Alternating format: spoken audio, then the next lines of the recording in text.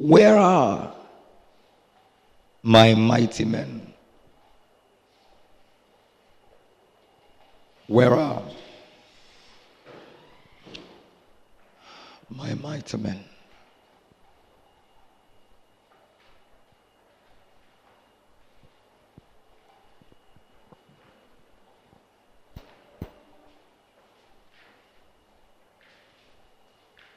I'd like you to understand that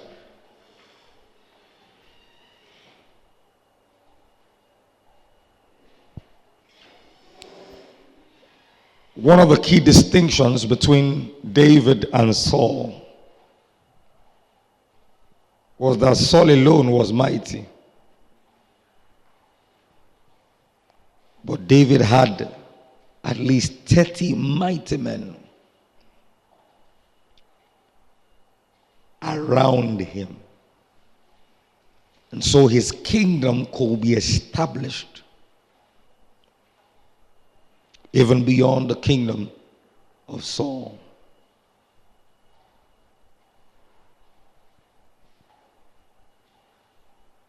There is only little that one man can do.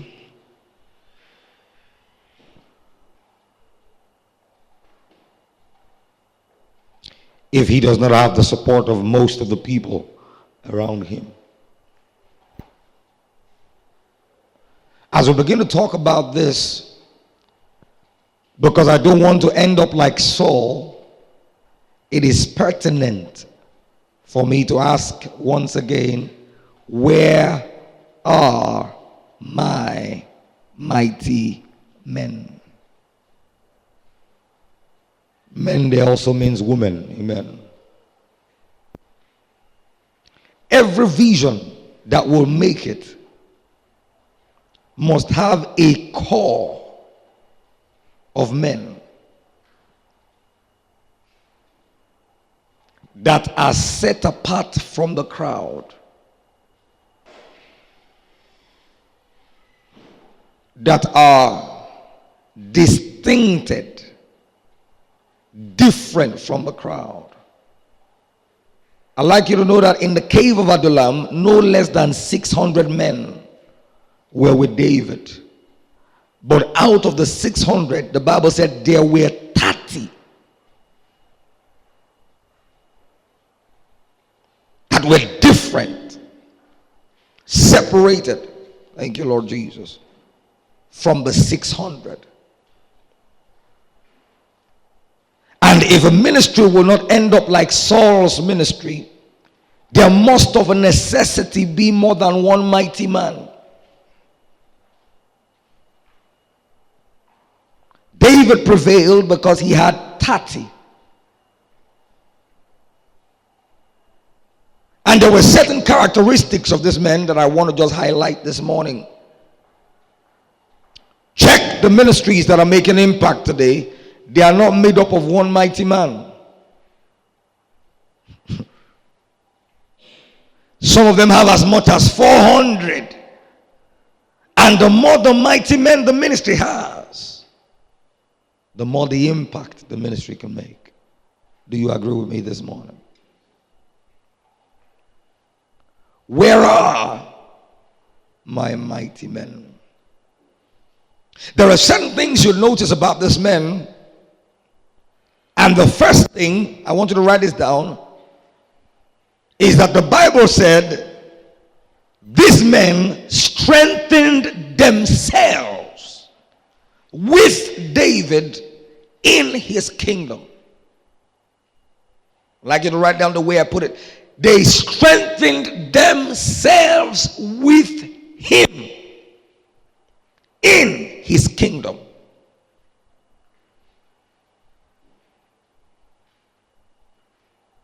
They strengthened themselves, the first characteristic, with him in his kingdom. So there were other people who did not deem it fit to strengthen themselves with him, but the 30 distincted themselves by strengthening themselves with him in his kingdom. So they did not just become mighty by conference, they became mighty by individual responsibility.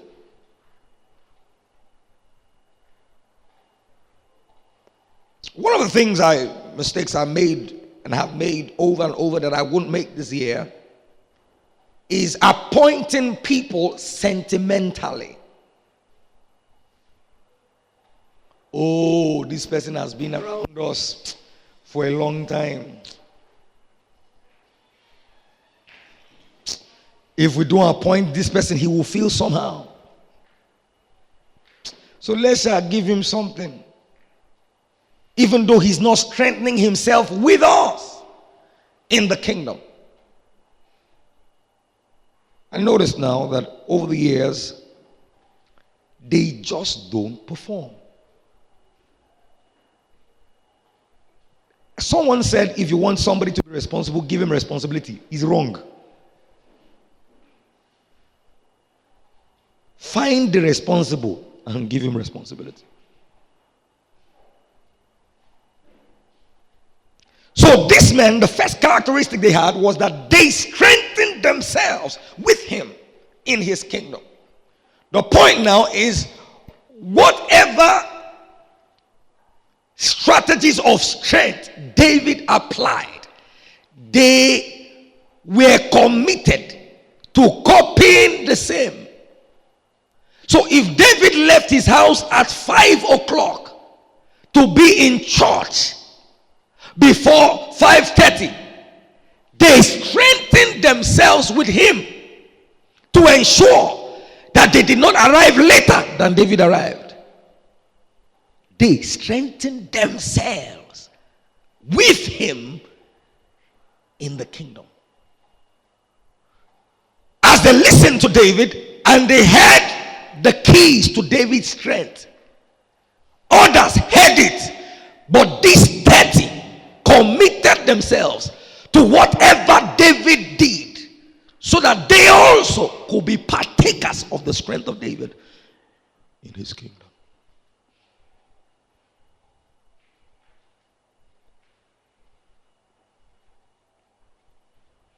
They strengthened, not God. They decided to strengthen themselves in his kingdom with him. So David now was an access point of strength, but they also personally said, whatever we see in our master, the same thing we will do, so that we can be partakers of his strength. So they became mighty because they were strengthened.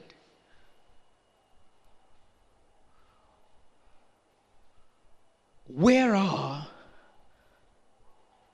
our mighty men? For over a year now, from about a year, we've made the commitment, solemn commitment, to leave our homes as far as Federal, that's where I live, to leave our homes as early as 4:30, 4:45, 5, to move in the direction of church. But unfortunately, very few have strengthened themselves with us in this kingdom. And there are many of them whose geographical location is not even as far as Federal. But then they just don't consider it. But the mighty men watch David closely. And when David takes a turn, they take the turn with him. When David makes a commitment, they make that commitment with him because they don't want to be left behind. So they strengthen themselves with him in his kingdom. They listen to David's testimonies. And whatever David did, they did. They strengthened themselves with him. I'm a great student of history. And as I study history, the greatest way to arrive at development, write this down, is copying to catch up. No, not innovating to catch up, copying to catch up. It means I might not know why they're doing it, but I'm just copying to catch up. For a long time, US was an economic leader. The US. And then Japan, they dropped a bomb in Japan, Hiroshima and Nagasaki. 2 atomic bombs. President F.D. Roosevelt, am I right? And dropped the bomb in Nagasaki, Hiroshima. Threw Japan backwards in development. Threw them backwards in technology and advancement.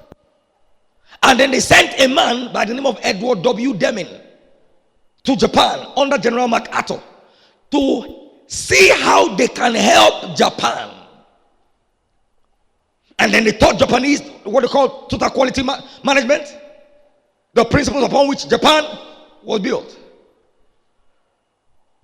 And US had left Japan. And then the Japanese would do something. They would bring the US cars into Japan and they would take apart the parts and watch it and copy part for part, principle for principle, whatever made the US cars work. And then they added a little extra to it, so much so that by the 1980s, Japan was a dominant threat to the US, copying to catch up.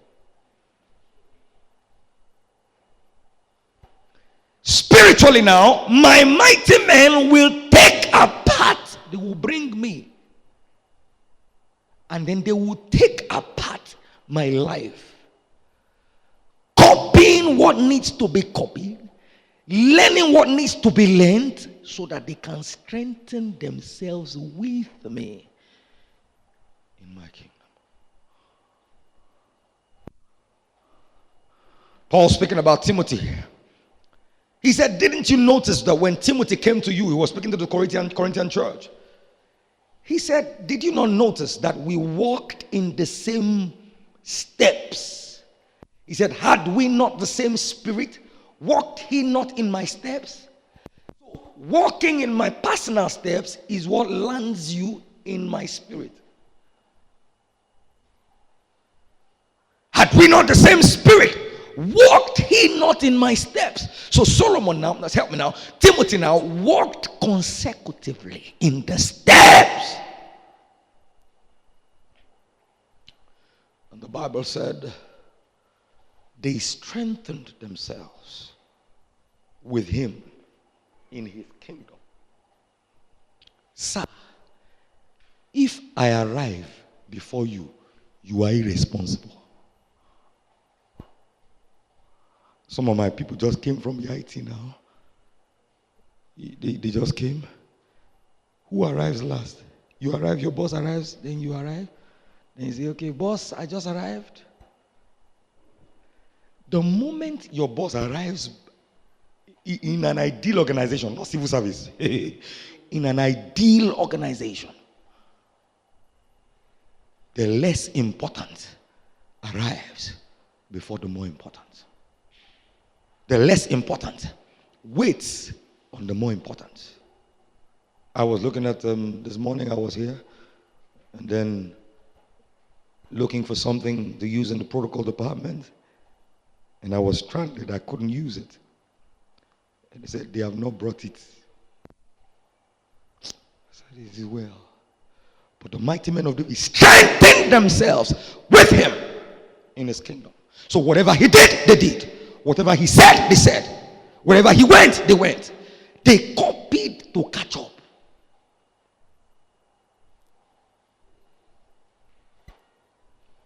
Somebody say, I'm innovative. I'm looking for an innovative pathway. You will soar far. They strengthened. David was their reference point of strength. And they strengthened themselves with him. I was watching Pastor Olabode in Fountain of Life Church as I was praying for the service. And then Pastor Olabode, I was watching him. The moment he got behind the pulpit, who is like unto thee. Instantaneously, me too, I dropped the laptop. Oh Lord, who is like, I would have looked crazy. Hey, but this is a principality. Kneeling down. What am I doing standing? Sense just tells me, And then, but when they flashed it to the section of the pastors, Pastor Taiwo Dukoya and all the pastors, all of them were kneeling too. They strengthened themselves with him in his kingdom. All the babies didn't have understanding, but the leaders had understanding. And that was how they became mighty. Our strength now will not be yours if you don't decide to strengthen yourself with us. The second thing that they did, which is very interesting, because I have just 5 more minutes, and I said, nobody has any excuse to arrive here after us. The reason is because we come from the greatest distance to be here. So nobody. So if we can locate a cab, fine. If we have to walk out, whatever we had to do. The second thing they did, which is very interesting, was in order to be mighty, it was not David's accomplishment that made them mighty. It was their personal accomplishments that made them mighty. Having a great pastor is not the same thing as being a great person. If I had time, I will share with you that as he listed the mighty men of David, next to every name was listed what they did, the extent to which they went. This was not about David's testimony now. They strengthened themselves with David, and they had personal applications of what, and they had results in their personal lives, individual accomplishment. The Bible said there was one of them who took a sword and brought down 300 people, a single man. So he had individual, somebody say individual, accomplishments. As we speak about this thing, is essential for us now to not just be coming to church and just be celebrating church testimonies. There has to be a personal twist to it. What they personally did now guaranteed their name and their record in that place. This one killed this. The Bible spoke about let me quickly, because of time, I have just 2 more minutes. The Bible said there were 3 mightiest. And I'd like you to understand what made the 3 mightiest. Are you ready? The Bible said there were 3 mightiest. Even out of the 30, there were 3 who were the mightiest.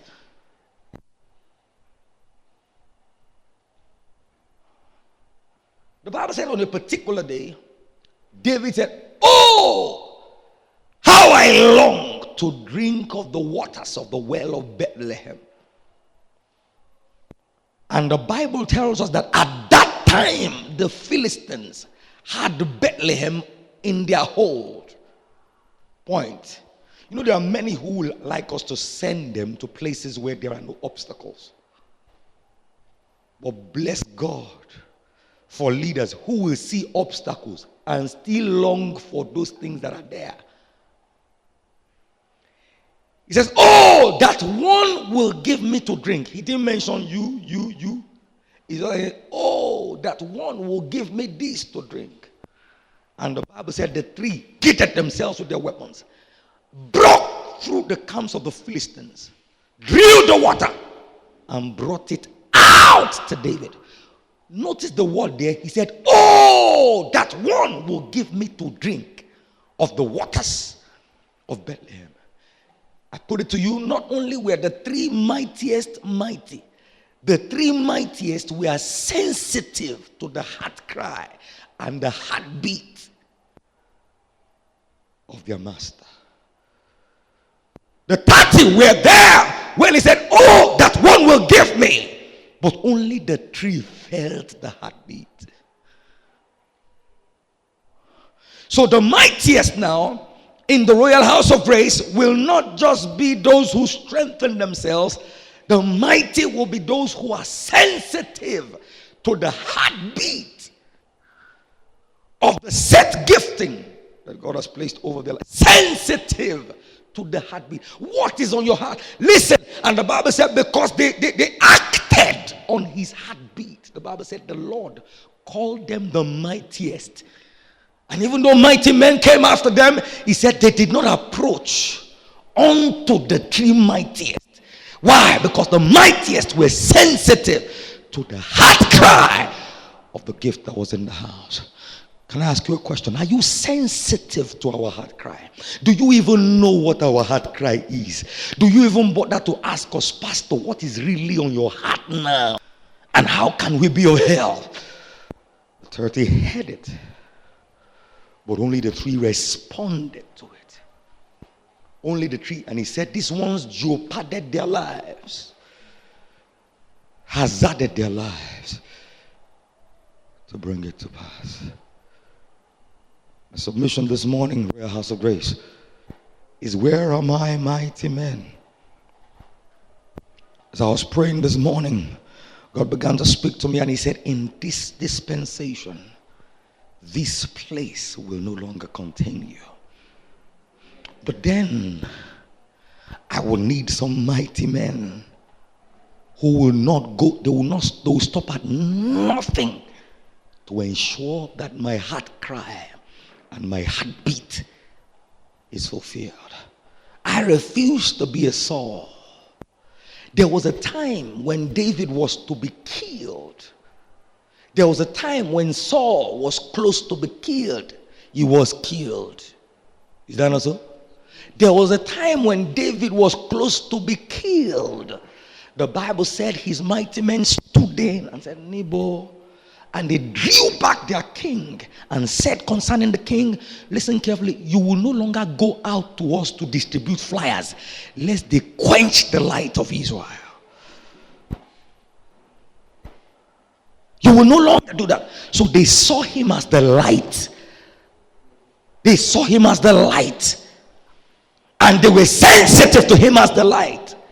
And they saw that we have to protect and guard this light.